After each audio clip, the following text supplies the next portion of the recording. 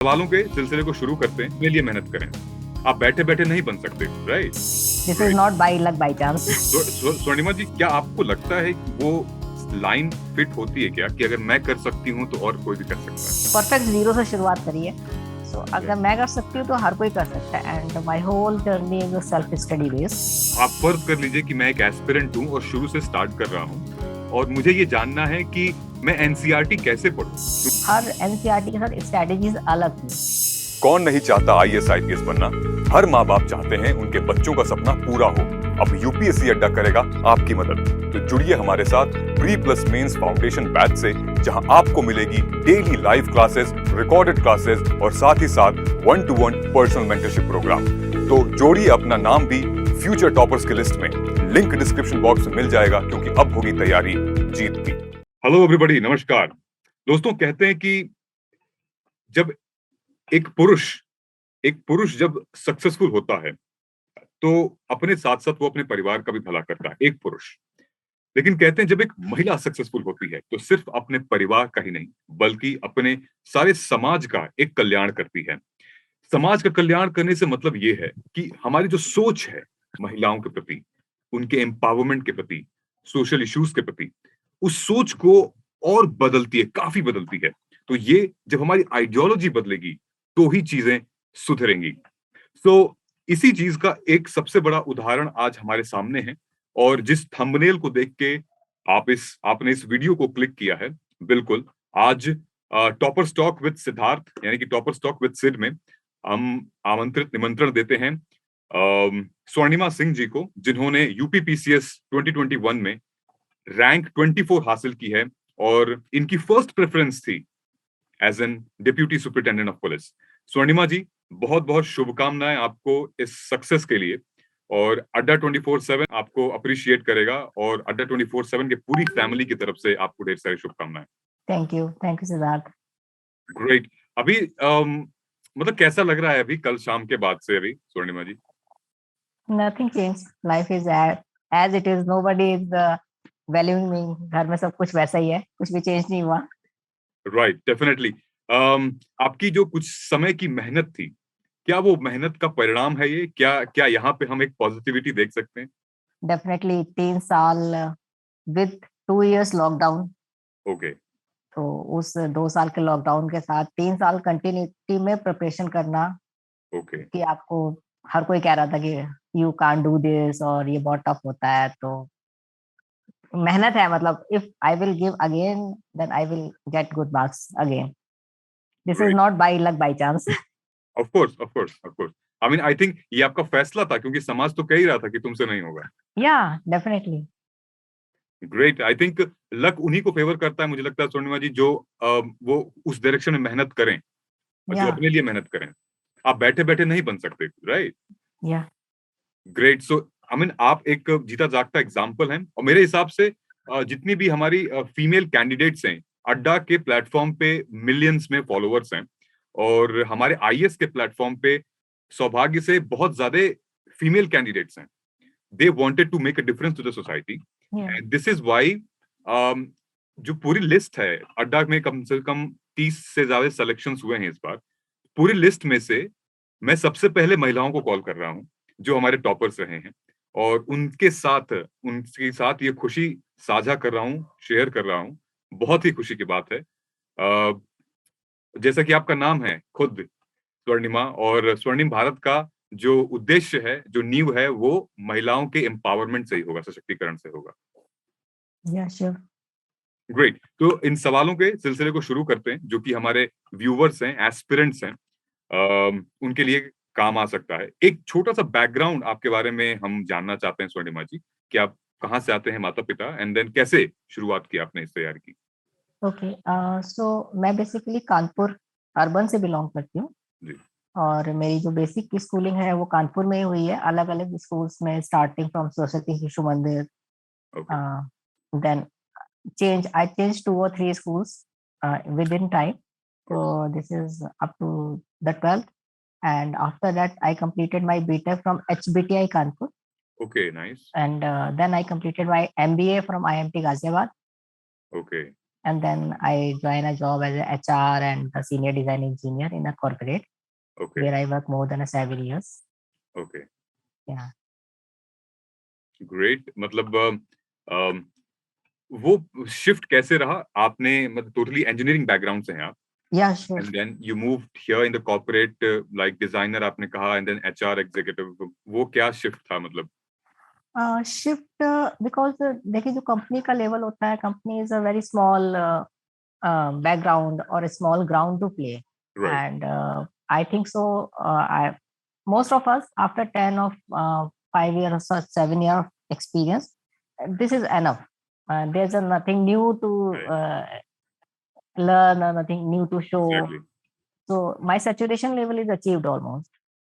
Exactly. मतलब वो kick नहीं मिल रही थी उस जॉब में, मुझे Yeah. लगता है। स्टार्टिंग जब हम करते हैं तो बहुत सारा होता है, पर when you go on the top, जब आप अपने नीचे 10-15 लोग या 20 लोग को मेंटोर करने लगते हैं तो वो एक सैचुरेशन लेवल आ जाता है, daily routine 9 to 5 job types. Right तो राइट। या Great. I have had couple of my friends who are now toppers, and they have also moved from corporate life, और बहुत अच्छे corporate में थे, and अब अच्छा या बुरा, corporate is corporate, and Yeah. then they shifted all together to civil services examination, and they are literally doing what they have to do from their bottom of their heart. या that's why I am here. Great, great. So we'll talk more about this. कैसे आपने को मतलब corporate वाले तो मतलब बिल्कुल ही अलग होते हैं, मतलब उनको करंट अफेयर से तो मतलब ही नहीं होता। No. So how did you manage, where did you here, and कैसे ये सारी चीजें हुई? Civil services? Civil services, actually my brother was preparing. Right now he is in a services also. Okay. तो एक मुझे थोड़ा सा आइडिया था कि हाँ it's very tough job, that's why initially I don't try because it's very tough. But फिर time के साथ थोड़ा लगा मुझे कि नहीं, ट्राई करके देख सकते हैं, if it's work then I will move on. And luckily my I just get a right mentor in the form of my brother, so wow. It's work. Your brother is younger to you और elder? No, younger. क्या बात है, क्या बात है, या amazing. बहुत अच्छा। मतलब यंगर ब्रदर, डेफिनेटली मजा आ गया ये बात सुन के कि छोटे भाई हैं आपकी, मेंटोरिंग की है इस पूरे के पूरे सिचुएशन में। एंड आई थिंक मेंटर्स में कोई छोटा बड़ा नहीं होता, it's all about the experience, experience, या experience, the right direction and motivation कि नहीं नहीं हो जाएगा, कोई बात नहीं, लगे रहो। स्वर्णिमा जी, क्या आपको लगता है कि वो लाइन फिट होती है क्या, कि अगर मैं कर सकती हूँ तो और कोई भी कर सकता है? या डेफिनेटली 100%, क्योंकि मैंने उस जगह से शुरू किया जहां से मुझे the first day when I have decided कि मुझे सिविल की प्रिपरेशन करनी है, तो एट दैट टाइम मुझे कुछ भी आइडिया नहीं था, बस मुझे लग रहा था कुछ बुक्स होंगी जिनको मैं रीड करूंगी, right. And I am totally blank. तो मैंने मतलब बिल्कुल परफेक्ट जीरो से शुरुआत करी है। सो अगर मैं कर सकती हूँ तो हर कोई कर सकता है, and my whole journey is self study based, depend upon the YouTubes, on the books, that's it, nothing coaching, nothing. मतलब उस मिथ को हम अब क्रैक कर सकते हैं कि बहुत हार्डकोर कोचिंग की जरूरत नहीं है, अगर आपका मेंटोर राइट है। Yeah, definitely, if you get the right direction or right person. So for example, if I will say कि मेरा ज्योग्राफी ऑप्शनल रहा है, एंड लास्ट 2 अटेम्प्ट्स में the last year I just मेरा 1 नंबर से रुका था 2020 का। ओके। उससे पहले जो मैंने 19 में मेरा फर्स्ट अटेम्प्ट था, तो मेरा 13 नंबर से रुका था। तो each and everybody is saying कि यार ज्योग्राफी छोड़ दे, क्या आया ज्योग्राफी में, कुछ नहीं रखा है, तू कहाँ फंस गई, हिंदी साहित्य ले लो या समथिंग एल्स। बट एक मेंटोर की तरह मेरे ब्रदर ने कहा नहीं, थोड़ा मेहनत है, but if you are interested in geography तो ज्योग्राफी को कंटिन्यू रखो, मे बी 1 या 2 अटेम्प्ट एक्स्ट्रा लगेंगे। तो mentor is must, mentor is the must, without mentor you can't do anything. Right right. नहीं, वो दिख रहा है आपके पर्सनल एक्सपीरियंस से कि एवरी टाइम यू गॉट, आप कंफ्यूज रहे, बट विद दैट मेंटोर आपने राइट डायरेक्शन दिया। इनफैक्ट जब आप ज्योग्राफी ऑप्शनल की बात कर रहे थे, मैंने इंटरव्यू किया था, हमारा एक student UPSC topper Yasharth Shekhar थे, ऑल इंडिया रैंक 12, तो he was geography topper as well. Okay. So I spoke to him, and फिर उनसे पता चला, उन्होंने 3 साल दिया। उनको भी लोग कहते थे कि छोड़ ज्योग्राफी, तू हिस्ट्री पकड़ ले और सोशियोलॉजी पकड़ ले, but rightly said bye from your brother कि 1-2 अटेम्प्ट लगेंगे, लेकिन वो वैल्यू है उस चीज में। यस। ग्रेट। आपने जब कहा कि सेल्फ स्टडी आपने की स्वर्णिमा जी, सो आप उसको एलैबोरेट कर सकती हैं कि वो स्क्रैच से कैसे शुरू किया आपने? बिकॉज़ शुरू-शुरू में तो बहुत डिस्ट्रैक्शंस होती हैं। आपका मन भी किया होगा कि अरे छोड़ो यार वापस चलते हैं, या डेफिनेटली पर डे। है ना? तो उन इफ चीज़ों से ईच कैसे मैनेज किया आपने? first I started from very basic. I just from the first week of my preparation I go and brought out all the आपका माइक म्यूट हो गया। हाँ, from class 6 to class 12 okay, और मेरी preparation NCERT से शुरू हुई। So I read each NCERT at least 4 to 5 times okay, and then one basic book plus NCERT, that's it. And the answer writing and the question paper test series online जो available होते हैं। मतलब मैंने अपने sources को बहुत limited रखा, but okay, जैसा कहते हैं ना मल्टीपल रिवीजन के लिए राइट। रिवीजन पे ज्यादा जोर दिया कि मैं फिर से एनसीईआरटी पढ़ लूं again and again and again rather than going to the new books. I mean आप ये कहना चाह रहे हैं NCERT is the foundation and the base? Yeah, must without NCERT because there's a 2 subjects जिसकी NCERT मैंने नहीं पढ़ी थी शुरू में, बट मुझे आखिर में इकोनॉमिक्स के NCERT पे आना ही पड़ा क्योंकि मेरे ओके, ऊपर से जा रही थी, तो फाइनली मुझे NCERT इकोनॉमिक्स की पढ़नी पड़ी। Right, NCERT without NCERT you are on the wrong side. Right. अगर अगर एक एस्पिरेंट, आप फर्ज कर लीजिए कि मैं एक एस्पिरेंट हूं और शुरू से स्टार्ट कर रहा हूं और मुझे ये जानना है कि मैं एनसीईआरटी कैसे पढूं, क्योंकि आपने भी बिल्कुल जीरो से स्क्रैच से स्टार्ट किया था। तो आपका क्या एक गाइडेंस रहेगी? डिपेंड कि सब्जेक्ट क्या है, जैसे कि हिस्ट्री है, जी, if I will say history है तो आप उसको फर्स्ट गो में आप बस उसको पढ़ लो just like a story. Story, right, या अगर आप ज्योग्राफी पढ़ रहे हो तो जे geography, world geography, Indian geography, human geography, तो आप एक बार गो थ्रू करो कि आप किस चीज में कंफर्टेबल हो। जैसे कि मैं मैथ्स में थोड़ा कंफर्टेबल थी, so right, first I go for the Indian geography. तो मेरा एक पार्ट कंप्लीट हुआ जब ज्योग्राफी का, तो मुझे थोड़ा कंफर्ट आया, तो ओके, मैंने मैथ्स पे ज्यादा ध्यान दिया। इसी तरह polity polity I just go and highlighted the only the important words जिससे मेरा आंसर पॉलिटी ओके, टाइप लगना शुरू हो। इस तरीके से मतलब मेरी हर एनसीईआरटी के साथ स्ट्रेटेजीज अलग थी। जैसे कुछ सब्जेक्ट्स ऐसे होते हैं, फॉर एग्जांपल इकोनॉमिक्स मुझे समझ नहीं आती थी, तो आई आई डिसाइडेड कि मैं इसको बस सिंपल पढ़ लूंगी, when ever I get time I will read it out. मुझे नहीं पता मुझे कितना समझ आया, but with in a 1 year और 2 years मुझे लगा कि हाँ, जो मैंने एज ए स्टोरी पढ़ा था वो सब दिमाग में मेरे स्टक है। I am able to connect the dots in right, the means. Great. ये आप एक बार बताना चाहेंगे हमारे यूजर्स को कि ये कौन सा अटेम्प्ट था आपका? Yeah, this is my continuously third attempt, 2019, 20 and 21. This was the third attempt. पहले Yeah, अटेम्प्ट में क्या हुआ था? it's मेरा 13 मार्क्स से रुक गया था। पहले मेरा अटेम्प्ट नंबर में कम ही? थे। हाँ, इंटरव्यू तक मैंने इंटरव्यू दिया था, ऑल द 3 इंटरव्यू। तो फर्स्ट में मेरा 13 मार्क्स से रुक गया था। इन द 2020 इट्स 1 मार्क्स, एक नंबर से रुका था। And right now 21 is jackpot. Amazing, amazing, amazing. मतलब आपने स्वर्णिमा जी तीनों ही में ही इंटरव्यू, आप ऑफ कोर्स इसमें तो दिया ही, दोनों इंटरव्यू दिया था। Okay, nice.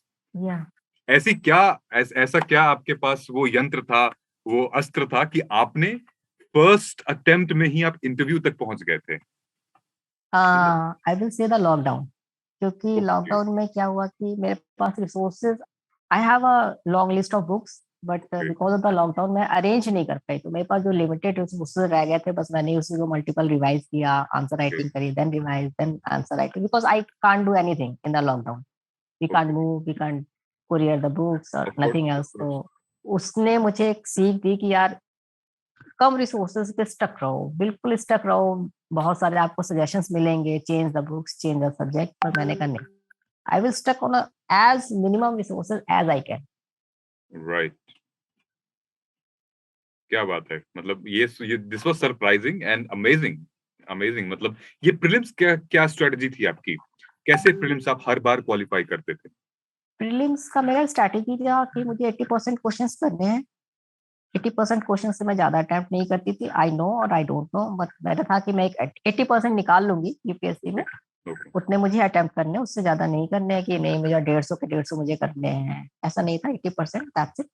एंड दूसरा ये चीज था कि स्टैटिक वाले पार्ट पे मैं जोर देती थी, क्योंकि अगर मेरा इस साल नहीं हुआ तो अगले साल मुझे स्टैटिक काम आने वाला है।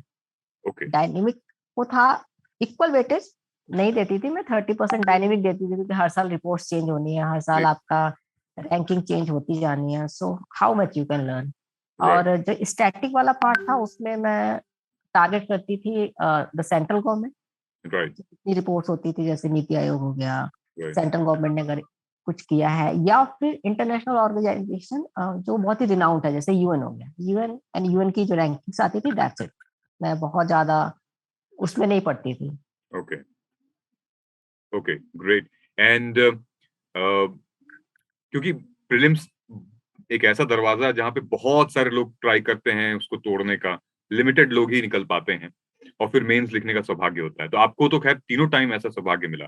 सो प्रीलिम्स की स्ट्रेटजी जो आपने बताई, साइमल्टेनियसली मेंस की आपकी क्या रणनीति थी कि मेंस में आप, और आपने तो, आपको पता ही होगा कि आप कहाँ पे लैग कर रहे थे, कि कहीं 13 मार्क्स से, कहीं 1 मार्क्स से आंसर, वो आपको रिजल्ट देख के पता ही चल गया होगा। या श्योर, या मेरे ज्योग्राफी ऑप्शनल की वजह से ही मार्क्स कम हो ओके, रहे थे each and every time, that's why I से ओके, अर्लियर कि सबने कहा कि ज्योग्राफी छोड़ क्या कर रही है। Okay, okay. And what about other subjects में मार्क्स ठीक थे? 1 2 3 4 एंड एथिक्स या आई गॉट कैसे थे ऑलवेज वो? The good marks. Geography is the only the bottleneck in the last two attempts.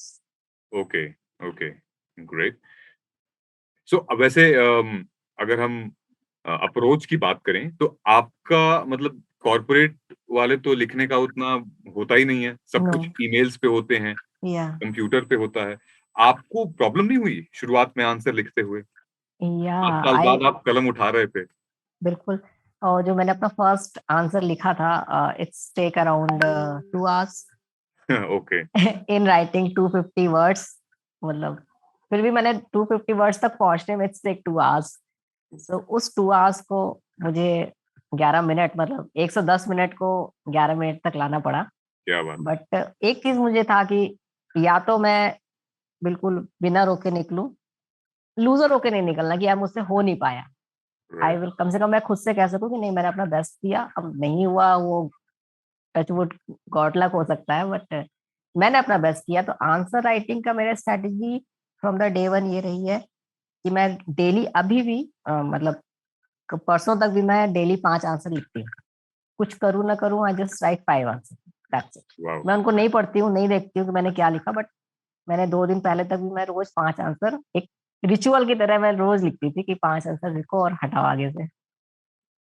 मतलब आप ये कहना चाह रहे हैं कि 110 मिनट से जो साढ़े 11 मिनट की जो आपने सफर तय किया है, वो कंटिन्यूअस लिखने से हुआ कि आप लिखते थे किसी का आंसर? या विदाउट एनी हेजिटेशन कि मैंने क्या लिखा, गलत लिखा, अच्छा लिखा, बुरा लिखा, ये राइट, बिल्कुल सोचे बिना मैंने लिखा, बस लिखना है, मतलब लिखना है, क्या है उसको बाद में देखेंगे। राइट। आई थिंक ये हमारे स्टूडेंट्स के लिए, एस्पिरेंट्स के लिए बहुत मोटिवेशनल स्टेटमेंट होगा यहाँ पे कि स्पीड ऑफ राइटिंग बहुत इंपॉर्टेंट है एग्जामिनेशन में। या definitely, because it's a cut throat competition, so yeah definitely. So mains main, I mean, आप यूपीएससी भी दे रहे हैं या फिर सिर्फ या यूपीपीसीसी है? दिया है मैंने। आई जस्ट कितने गॉट अ अटेम्प्ट किए? Chance of the 2 interview. UPSC में भी 2 इंटरव्यू दिया आपने? जी, क्या बात है, क्या बात है, अमेजिंग। इस साल का आपने भी मेंस लिखा है मैंने अभी। रिजल्ट अवेटेड, मतलब अभी हाँ, रिजल्ट मेंस अवेटेड है? रिजल्ट इज अवेटेड, या क्या बात है, मतलब मेरी दिली तमन्ना है यार कि आप आए दिल्ली और आपको कॉल है इंटरव्यू की। या ढेर सारी शुभकामनाएं, मतलब ये सरप्राइजेस हैं अमेजिंग। मतलब this is one something which I can literally, मैं, आपने एग्जांपल सेट किया है स्वर्णिमा जी कि 7 साल बाद आके एक ऐसी दुनिया में जहां पे लाखों हजारों लोग कंपटीशन दे रहे हैं और एक ऐसी महिला जो कि कॉर्पोरेट कल्चर से आके अपने आप को एकदम ही ट्रांसफॉर्म कर दिया है, और यूपीएससी का इंटरव्यू, मतलब अब आप ऑलरेडी ऑफिसर हो एक तरीके से। या एंड सो ये, क्या यूपीएससी आपकी प्राथमिकता थी या फिर दोनों एग्जामिनेशन को आप साइमल्टेनियसली लेके चल रहे थे? नो नो नो, मैं साइमल्टेनियसली लेके चल रही थी, बिकॉज बाय लक कि 2018 में ही पीसीएस ने अपना पैटर्न चेंज कर दिया। जी, जी, तो उससे मुझे लगा कि नहीं, अब दोनों एग्जाम साथ में लेके चल सकते हैं, only some extra part of the UP special. तो मेरे लिए दोनों साइमल्टेनियसली ही चल रहे हैं। ओके, मतलब अभी और आपने यूपी का अभी फिर से दिया था क्या? हाँ, 2022 बोथ। और मेंस लिख रहे हो आप? मेंस लिखा है मैंने, यूपी का भी लिखा है इस बार अभी। क्या बात है। मतलब ये मैं मतलब टाइम मिलेगा, अभी तो खैर टाइम कंस्ट्रेंट है, टाइम मिलेगा तो मैं एक बार फिर से आपसे प्रीलिम्स की स्ट्रेटेजी जरूर पूछना चाहूंगा कि या आपका डेफिनेटली। प्रीलिम्स कभी नहीं रुका। या और ये स्ट्रेटेजी जो आपने बताया था कि 80% आपको करना ही करना है, तो आई थिंक उस 80% के लिए आप कितना 1000% मतलब वो काम करते हो उसमें, ये स्ट्रेटेजी जरूर होगी। और मुझे ऐसा वाइब्स आ रहा है कि हम जरूर मिलेंगे दिल्ली में। या definitely we will. Definitely. And since you stay, I mean your office was in Greater Noida, so definitely आप दिल्ली एनसीआर में ही हो। राइट नाउ तो हूँ, but as soon with in a जब डे ये और आप टू। स्वर्णिमा जी जब ये पे एग्जामिनेशन दे रहे थे तो वर यू वर्किंग या फिर आपने ऑफ ले रखा था? नहीं, I was in of, I am just working from work from home. Okay. So 5 days I just take off from my मतलब work from home. कोरोना काल का ये वरदान है आपके ऊपर। हाँ, वरदान भी कहेंगे, श्राप भी कहेंगे, because I lose a lot of friends and families in Corona. So it's right really tough time for me. So right losing a lot of अगर आज वो होते तो वो सबसे ज्यादा खुश होते, बट राइट जहाँ पे भी है वो खुश होंगे मुझे देख के। Right right. नहीं, ये एक ऐसी खुशी है स्वर्णिमा जी की सिर्फ फैमिली मेंबर्स ही नहीं, मतलब जिस हिसाब से आपने स्ट्रगल किया है और इतने सारे एग्जामिनेशंस यूपीएससी लेवल तक का इंटरव्यू दे रखा है, आप मिसाल आगे बनने वाले हैं। जब आप अपनी स्टोरी खुद मुंह ज़बानी बताएंगे कहीं पे ऑडिटोरियम में या कहीं पे भी, लाखों महिलाएं जो हैं वो आपसे प्रेरित होंगी। ये मुझे ऐसा लगता है बिल्कुल, क्योंकि मैं इस इंडस्ट्री में जाना जाता हूँ इंटरव्यू लेने के लिए। लगभग मैंने 200 से भी ज्यादा टॉपर्स के इंटरव्यू लिए हैं पिछले 1.5 सालों में, और your story is one of that comes into unique one. So I mean incredible. और मुझे ये सौभाग्य प्राप्त हुआ कि आपसे दो बातें करने का, और मुझे खुद भी एक इंस्पिरेशन मिल रही है कि अपने स्टूडेंट्स को जाऊं और आपके बारे में जिक्र करूं, आपके बारे में बताऊं, बिकॉज आई थिंक वो कहानियां ही हैं जो हमें प्रेरित करती हैं, मोटिवेट करती हैं। और आपकी जर्नी, आपकी कहानी बहुत इंस्पायरिंग है। दो सवाल और होंगे जो मैं आपसे पूछना चाहूंगा। Yes, sir. Most of the students, Swarnima ji, ये पूछते हैं कि आखिर आप लोग नोट्स कैसे बनाते हैं, जो कि बिल्कुल ही स्टार्टिंग के स्टूडेंट्स होते हैं, उनको नोट्स बनाने में बहुत दिक्कत होती है। तो आप अपनी अपनी पर्सनल स्ट्रेटजी के साथ आप कैसे बता सकते हैं इसको? मैंने जैसे गलती करी, 2 गलतियां करी जिससे मैंने सीखा कि मैंने लक्ष्मीकांत को एक बार पढ़ा जी। और सेकंड रीडिंग में मैंने नोट्स बना लिए। अच्छा। So right now I know I have a mini Laxmikanth with me, okay पर मैंने उससे रियलाइज किया कि इसको मैं रिवाइज नहीं कर सकती। ओके देन मैंने नोट्स बनाने के लिए स्ट्रेटजी फॉलो करी कि मैं कोशिश करती थी हमेशा कि मैं नोट्स सबसे लास्ट बनाऊं, एटलीस्ट थर्ड रीडिंग में। थर्ड रीडिंग के बाद when I go for the fourth reading, तो मैं फर्स्ट में तो बुक को पूरा रीड कर लेती थी। मान लो मैंने कोई एनसीईआरटी ली ज्योग्राफी की, मैंने उसको फर्स्ट रीडिंग में बस रीड कर लिया, मुझे नहीं समझ आया क्या है, but from page 1 to last I just read it out. फिर सेकंड रीडिंग में गया तो मैंने कुछ इसमें अंडरलाइन करा, मुझे लगा इंपॉर्टेंस है।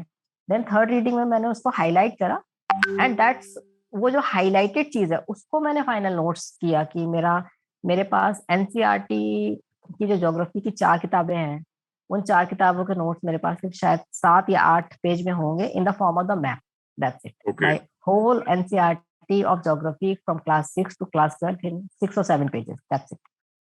ओके तो मेरा ये है कि आप नोट्स बनाने पे फोकस नहीं करो। अगर आपको नोट्स बनाने से बेहतर है कि आप उतना टाइम आप एक और रीडिंग पे दे दो, just give one more reading, क्योंकि जितनी बार आप पढ़ते हो एनसीईआरटी को उतना ही आप डेप्थ में फील करते हो कि आपको क्या पढ़ना है। और एनसीईआरटी की सबसे अच्छी चीज ये है कि अगर आप उसको बहुत अच्छे से पढ़ रहे हो, 3 रीडिंग्स और 4 रीडिंग्स, तो आपको जो आंसर राइटिंग है उसमें आपको एक लैंग्वेज का एक मिनिमम लेवल आपको सेट कर देगा खुद ही आपके दिमाग में कि आपको आंसर कैसे लिखना है, क्या वर्ड्स यूज करने चाहिए। तो एनसीईआरटी का मतलब मेरी स्ट्रेटेजी यही रही कि बुक को पढ़ो और उसको अंडरलाइन करो। नोट्स सबसे बिल्कुल आखिर में, बिल्कुल गुड। आखिर में notes. Exactly. Thank you so much for sharing this amazing information. दूसरा सवाल मेरा ये रहेगा कि जैसे कि आप ऑलरेडी हमारे साथ अड्डा के साथ एक मॉक इंटरव्यू के साथ जुड़े हुए थे, तो अड्डा के बारे में वैसे कहाँ सुना था आपने? अड्डा के बारे में मैंने सुना था, इट्स रितु, रितु मैम, हाँ हाँ हाँ, Ritu. She has given the mains right now. हाँ हाँ, फैकल्टी है हमारी, हाँ वो भी। हाँ, तो रितु के मैंने साइट पे एक्चुअली एक धर्मेंद्र सर है, धर्मेंद्र जाखड़, हाँ हाँ, उनके थ्रू मुझे रितु, एंड रितु के through I just come to know कि अड्डा इज देयर। तो मैंने ओके। कुछ यहाँ पे इसकी जो मैराथन क्लासेस थी आखिरी में रिवीजन के लिए, कुछ डेटास के लिए, जी जी तो जी। मैंने कई मैराथन क्लासेस देखी है okay. To revise myself quickly, travel करते Okay. वक्त या कहीं पे भी। So I just find it quite good. Okay. And then आपने वो शायद फॉर्म भरा होगा and then for the mock interview. Yeah mock interview, yeah but great. I was not able to give that. Okay okay okay. So एक एक last सवाल मेरा ये रहेगा स्वर्णिमा जी, मैं ज्यादा वक्त नहीं लूंगा। एक आखिरी सवाल ये रहेगा कि अम, मान लीजिए, फर्ज कर लीजिए, एक हाइपोथेटिकल सिचुएशन है कि इस बार नहीं होता, अगर आपका इस एग्जामिनेशन में नहीं होता, और तो फिर क्या आप अगला अटेम्प्ट देते इसका? या आई हैव ऑलरेडी गिवन, मैंने पहले से दे रखा है 22 का अटेम्प्ट, हाँ, यूपी का, यूपी का and UPSC both. UPSC board. या तो इसका माइंडसेट आप स्टूडेंट को बता सकेंगे क्या कि हमें एक रिजल्ट के ऊपर निर्भर नहीं होना है, हमें नो, एक नेवर। निरंतर अभ्यास और चलते जाना है? तो ये क्या एटीट्यूड था आपका टुवर्ड्स योर स्टडी और रिजल्ट? और मैंने रिजल्ट्स को लेके मेरी स्ट्रैटेजी थी कि जब तक आपका फाइनल लिस्ट में नाम नहीं दिख जाए, सो आप एज्यूम मत करो कि आपका पेपर बहुत अच्छा हुआ या बहुत खराब हुआ। You Right. Can't skip. और मेरी एक स्ट्रैटेजी जो जो हमेशा मेरे फ्रेंड ने क्रिटिसाइज किया इस बात पे कि बस दो ही पेपर भरती हो, तो यूपीएससी एंड देन पीसीएस।